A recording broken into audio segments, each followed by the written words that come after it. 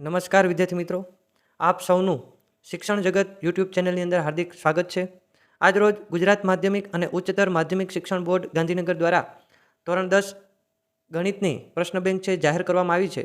આ પ્રશ્ન બેંકનો આપ સંપૂર્ણ અભ્યાસ કરી લેશો, જેથી આપ એકમ કસોટીની અંદર સારા માર્ક્સ મેળવી શકશો. આ ઉપરાંત જ્યારે બોર્ડની એક્ઝામ આવે છે ત્યારે બોર્ડની એક્ઝામમાં પણ આ પ્રશ્ન બેંકમાંથી ઘણીવાર પ્રશ્નો પૂછાતા હોય છે, તો ત્યાં પણ આ પ્રશ્નો તમને ખૂબ જ ઉપયોગી બની રહેશે. સમય ન બગાડતા આપણે આ પ્રશ્ન બેંકના સોલ્યુશનની શરૂઆત કરીએ. અહીંયા માત્ર 1 ગુણના પ્રશ્નોની જ ચર્ચા કરવામાં આવશે. 2 ગુણ, 3 ગુણ અને 4 ગુણના પ્રશ્નો જે કંઈ હશે મિત્રો, એ આપણે ચોપડીમાંથી એટલે કે પાઠ્યપુસ્તકમાંથી જાતે શોધી અને ગણવાના રહેશે. ચાલો, અહીંયા વિભાગ એની અંદર પ્રશ્ન 1 આપેલો છે. નીચે આપેલ અવયવ વૃક્ષના આધારે x વત્તા વાયનું મૂલ્ય શોધો. ખૂબ જ કહેવાય ને કે સારો એવો પ્રશ્ન અહીંયા આપણને આપેલો છે. ઘણા બધા વિદ્યાર્થીઓ આની અંદર ગૂંચવાઈ જશે. તો અહીંયા જો y આપેલો છે, તો yના કયા અવયવો આપેલા છે ખાસ સમજો મિત્રો. y બરાબર 2 ગુણ્યા 1 એટલે જવાબ આવશે 2. ત્યારબાદ xના કયા અવયવો આપેલા છે, તો અહીંયા xના અવયવની વાત કરીએ તો x બરાબર 5 ગુણ્યા y એટલે આપણે એને 5y કહીએ છીએ. હવે આપણી પાસે yની વેલ્યુ તો ઓલરેડી છે જ, તો x બરાબર 5 ગુણ્યા 2 એટલે જવાબ થશે 10. હવે શું કીધું, તો કે x અને y બંનેના સરવાળાનું મૂલ્ય કેટલું થશે, તો x બરાબર 10, y બરાબર 2, તો 10 વત્તા 2 મિત્રો જવાબ આવશે 12. તો આ ખૂબ એવો સારો એવો ટ્વિસ્ટેડ પ્રશ્ન કહી શકાય. ત્યારબાદ પ્રશ્ન નંબર 2, ખાલી જગ્યા એ અસમય સંખ્યા નથી. ખાસ સમજો, તો અહીંયા વર્ગમૂળ 41, તો એ અસમય સંખ્યા છે. કેમ, તો કે જે સંખ્યાનું વર્ગમૂળ ન નીકળી શકતું હોય એને આપણે અસમય સંખ્યા કહીએ છીએ. વર્ગમૂળ 31 અસમય સંખ્યા થશે. પાઈ બધાને ખ્યાલ છે અસમય સંખ્યા છે. અને ઓપ્શન સી વર્ગમૂળ 25, તો વર્ગમૂળ 25 કેટલું થશે, 5, તો 5 એ અસમય સંખ્યા નથી, માટે સાચો જવાબ થશે ઓપ્શન સી. ત્યારબાદ પ્રશ્ન નંબર 3, 70 અને 125 ને ભાગતા શેષ 5 અને 8 મળે તો મહત્તમ પૂર્ણાંક ખાલી જગ્યા છે, તો અહીંયા મહત્તમ પૂર્ણાંક 13 થશે.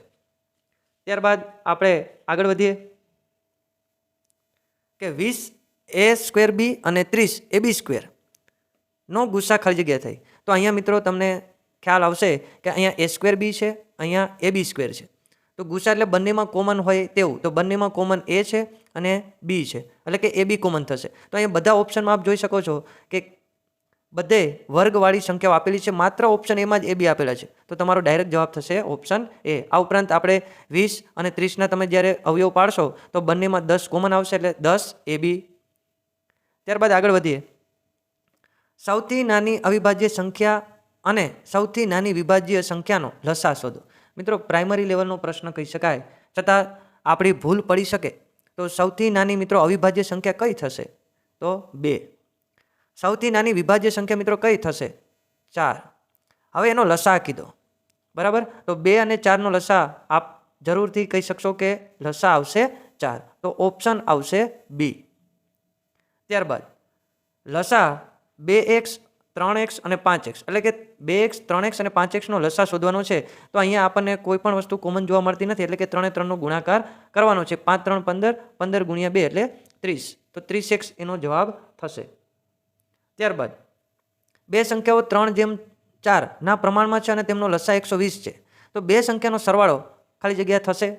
તો આ ક્વેશ્ચન પણ મારી દ્રષ્ટિએ ખૂબ જ સારો એવો પ્રશ્ન છે, ખાસ સમજો મિત્રો. તો 3:4ના પ્રમાણમાં છે, એટલે એક સંખ્યા 3x પ્રમાણમાં હશે, બીજી સંખ્યા છે એ 4x પ્રમાણમાં. આપણે ધારી લઈએ એક સંખ્યા 3x પ્રમાણમાં, બીજી સંખ્યા 4x પ્રમાણમાં હશે, તો બંનેનો લસા 120 થાય છે એવું કે. તો અહીંયા આપણે આ મેળવી લઈએ કે 3x અને 4x નો લસા કેટલો થશે, તો 3 ગુણ્યા 4 એટલે 12 અને x. 3x અને 4x નો લસા મિત્રો થશે 12x, અને ઓલરેડી આપણે રકમ આપ્યો છે કે એ સંખ્યાનો લસા 120, એટલે 12x બરાબર 120 મૂકી દો, તો x બરાબર 120 અને ભાગ્યા તમે 12 કરી દો, તો x બરાબર આપને વેલ્યુ મળશે 10. x બરાબર કેટલી વેલ્યુ મળશે, 10.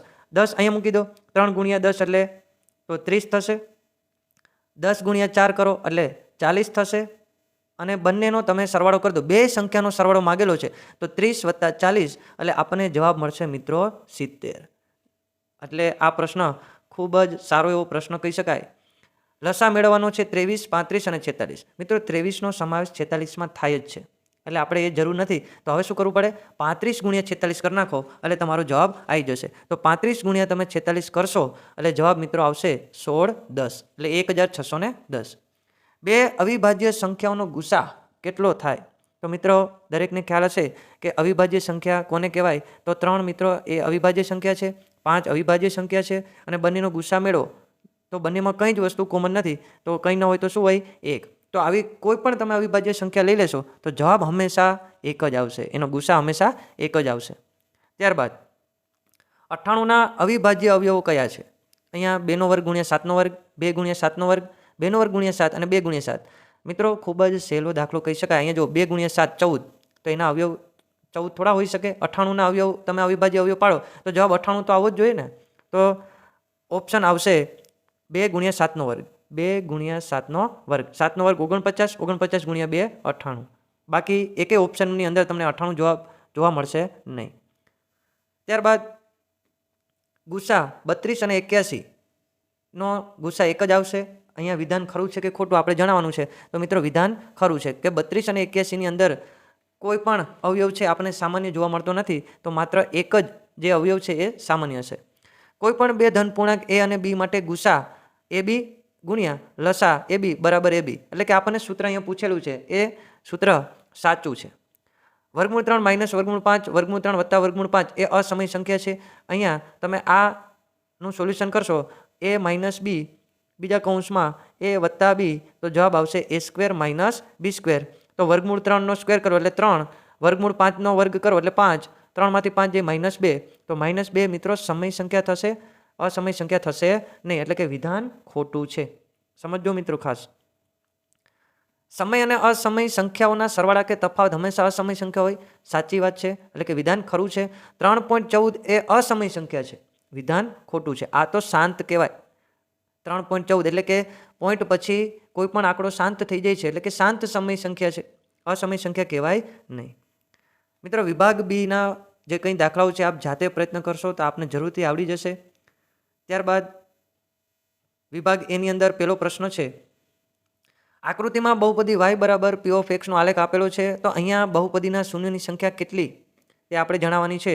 તો અહીંયા જે આપણને આલેખ આપેલો છે એ x અક્ષને કેટલી વખત ટચ થાય છે એ આપણે ગણી લેવાનું. તો અહીંયા 1 વખત, અહીંયા 2 વખત અને અહીંયા આ ત્રીજી વખત.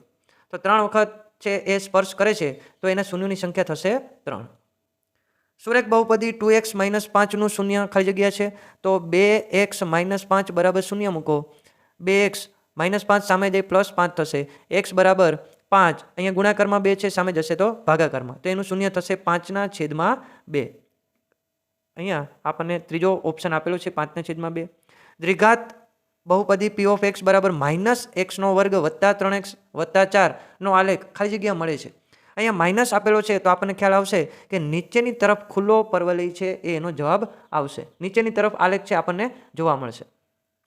ત્યારબાદ આલ્ફા અને બીટા એ બહુપદી p of x બરાબર x² -3x વત્તા 2k ના શૂન્ય છે તથા આલ્ફા વત્તા બીટા બરાબર આલ્ફા ઇન્ટુ બીટા હોય તો k ની વેલ્યુ કેટલી થશે? તો k ની વેલ્યુ મિત્રો થશે 3/2.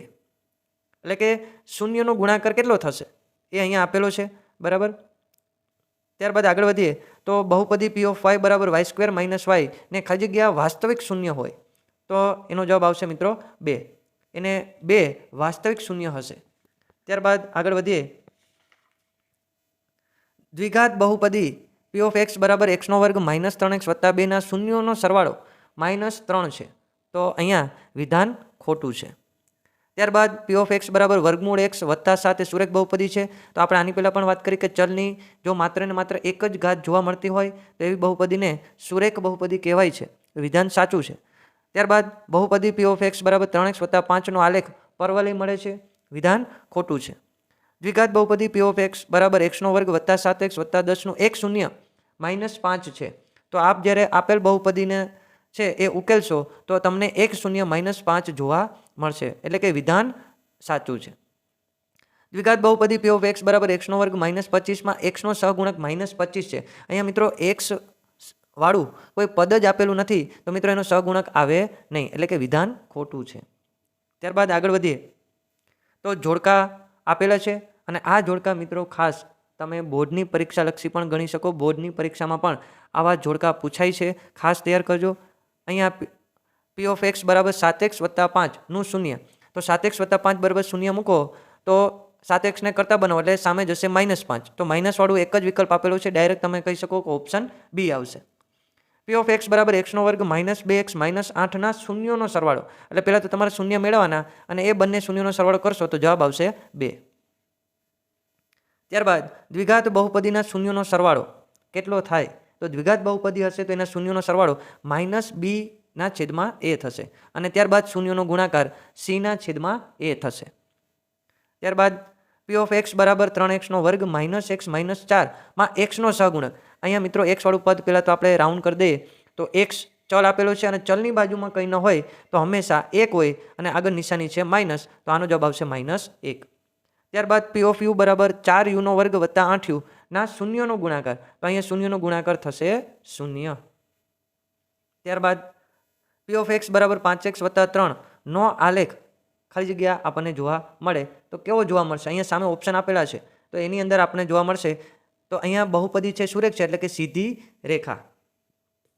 ત્યારબાદ પી ઓફ એક્સ બરાબર x² + 2x + 1 નો આલેખ કેવો જોવા મળશે? તો કે ઉપરની તરફ ખુલ્લો પરવલય છે એ આપણને જોવા મળશે. ત્યારબાદ પી ઓફ વાય બરાબર y + 3 ના શૂન્યોની સંખ્યા. તો અહીંયા આપણને શૂન્યોની સંખ્યા કેટલી જોવા મળશે? એક જ જોવા મળશે. ખાસ y બરાબર -3, એક જ શૂન્ય છે. ત્યારબાદ પી ઓફ એક્સ બરાબર x² + 3x -4 ના શૂન્યોની સંખ્યા કેટલી આવશે? તો મિત્રો શૂન્યની સંખ્યા આવશે 2, એટલે કે બીજાનો જવાબ આવશે બી 2. વિભાગ બી આપ જાતે પ્રયત્ન કરશો. વિભાગ સીમાં પણ એવું જ છે. અહીંયા પ્રશ્ન ક્રમાંક 5 આપેલો છે કે ત્રિઘાત બહુપદી માટે નીચેના જોડકા જોડો. ખૂબ આઈએમપી પ્રશ્ન કહી શકાય અને પરીક્ષાની અંદર આવો પ્રશ્ન પૂછાઈ શકે. તો અહીંયા ત્રિઘાત બહુપદી માટે આલ્ફા વત્તા બીટા વત્તા ગેમા. તો આ 3/3નો સરવાળો કરશો તો આપણને જવાબ મળશે ઓપ્શન સી -b/a. ત્યારબાદ આલ્ફા બીટા અને ગેમા 3/3નો ગુણાકાર કરશો તો જવાબ આવશે -d/a અને આલ્ફા બીટા વત્તા બીટા ગેમા વત્તા ગેમા આલ્ફા સરવાળો કરશો તો આપણને જવાબ મળશે c/a. તો ખાસ મિત્રો સમજો, પરીક્ષાલક્ષી છે, ખૂબ જ આઈએમપી કહી શકાય એવો આ પ્રશ્ન છે. ત્યારબાદ આપણે આગળ વધીએ. એક સમતોલ પાસાને ફેંકતા તેના પર યુગ્મ અંક આવવાની સંભાવના કેટલી? તો અહીંયા મિત્રો તમને ખબર હોવી જોઈએ યુગ્મ અંક એટલે બેકી સંખ્યા. તો બેકી સંખ્યા આવવાની સંભાવના મિત્રો 1/2 થશે. તો બેકી સંખ્યા એટલે 2, 4 અને 6 એટલે 3 છે અને પાસા ઉપર અંકોની સંખ્યા 6, 3, 2, 6 એટલે 1/2. ત્યારબાદ બે સમતોલ પાસાને ફેંકતા તેના પર અંકોનો સરવાળો 9 મળવાની સંભાવના ખાલી જગ્યા છે. તો અંકોની સંભાવના પહેલાં તો બે સમતોલ પાસાને જ્યારે ફેંકવામાં આવે તો આપને પરિણામ કેટલા મળશે? 36.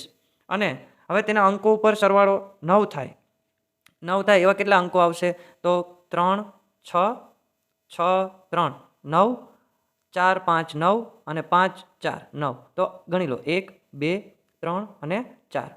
બરાબર. તો 4/36 આપણને મળે છે અને તમે છેદ ઉડાડશો 4/36, 4, 9, 36 જવાબ આવશે 1/9. જેનિલ અને શિવાંશ બે મિત્રો છે. બંને મિત્રોનો જન્મદિવસ એક જ દિવસે આવવાની સંભાવના મિત્રો ખાલી જગ્યા છે 365. પી ઓફ એ વત્તા પી ઓફ એ બાર બરાબર શું જવાબ આવશે? ચોપડીની અંદર આપેલું જ છે મિત્રો, એક જવાબ આવશે. કોઈપણ ઘટનાની સંભાવના ખાલી જગ્યા ન હોઈ શકે. તો કોઈપણ ઘટનાની સંભાવના શું ના હોઈ શકે? ઋણ ના હોઈ શકે, એટલે કે માઇનસ છે ક્યારે આવી શકે નહીં. ત્યારબાદ વિધાનો ખરા છે કે ખોટા જણાવો. તો અહીંયા પી ઓફ એ બરાબર 3/4 હોય તો પી ઓફ એ બાર 4/3 થાય, તો વિધાન ખોટું છે. ચોક્કસ ઘટનાની સંભાવના 1 છે તો સાચી વાત છે, એટલે કે વિધાન ખરું છે. વર્ષ 2024માં 53 સોમવાર આવવાની સંભાવના 3/7 છે, વિધાન ખોટું છે. એક સિક્કાને ઉછાળતા સિક્કા પર એક છાપ અને એક કાંટો મળવાની સંભાવના 1/2 છે, તો કે વાત સાચી છે, વિધાન ખરું છે. કોઈપણ ઘટના એ માટે પી ઓફ એનું મૂલ્ય હંમેશા પી ઓફ એ બાર કરતાં વધારે હોય, ખોટું વિધાન છે, એ પી ઓફ એ બાર કરતાં ઓછું હોય છે. પૂરક ઘટના કોને કહે છે? તો ધારેલી ઘટનાની વિરુદ્ધ પરિણામ મળે તેને પૂરક ઘટના કહેવાય છે. સૈદ્ધાંતિક સંભાવનાની વ્યાખ્યા કોણે આપી? તો ચોપડીની અંદર આપેલું જ છે પિયર સિમોન લાપ્લાસ પિયર સિમોન લાપ્લાસ. અશક્ય ઘટનાની સંભાવના કેટલી હોય છે? તો કે અશક્ય હોય તો એની ઘટના થશે 0, ચોક્કસ ઘટના હોય તો 1. લીપ વર્ષમાં ફેબ્રુઆરી માસમાં 5 રવિવાર આવવાની સંભાવના કેટલી? તો લીપ વર્ષ હોય અને ફેબ્રુઆરી માસની અંદર 5 રવિવાર આવે તો એની સંભાવના થશે 1/7. પી ઓફ એ બરાબર x/3 અને પી ઓફ એ બાર બરાબર 2/5. તો એક્સનું મૂલ્ય શોધો. દાખલો સારો છે, ખાસ ધ્યાન આપજો. તો આપણે અગાઉ જોયું કે પી ઓફ એ વત્તા પી ઓફ એ બાર બરાબર 1 થાય. અહીંયા આપણને પી ઓફ એ બારનું મૂલ્ય આપેલું છે. તો પી ઓફ એ બરાબર અહીંયા પી ઓફ એ બાર બરાબર 2/5. 2/5 સામે જશે એટલે માઇનસ થશે, તો બાદબાકી કરો 1 - 2/5. તો અહીંયા જવાબ આવશે 3/5. હવે સમજો 3/5 આવે છે એ કોનું મૂલ્ય મળે? પી ઓફ એ બરાબર 3/5 મળે છે. અહીંયા પી ઓફ એ બરાબર શું આપેલું? x/3. તો અહીંયા મૂકી દે x/3 બરાબર 3/5. અહીંયા છેદમાં 3 છે એ સામે જશે એટલે ગુણાકારમાં જશે, 3 × 3 = 9 થશે. તો અહીંયા જવાબ આવશે x બરાબર 9/5. તો અહીંયા તમને દાખલો સમજાઈ ગયો હશે. ત્યારબાદ આપણે આગળ વધીએ તો હવે વિભાગ બી આપેલો છે, વિભાગ સી અને વિભાગ ડી આપેલો છે. આપ જાતે પ્રયત્ન કરશો તો અવશ્ય આપને દાખલો આવડી જશે. તો આપણે આ સોલ્યુશનને છે અહીંયા જ પૂર્ણ કરીએ છીએ.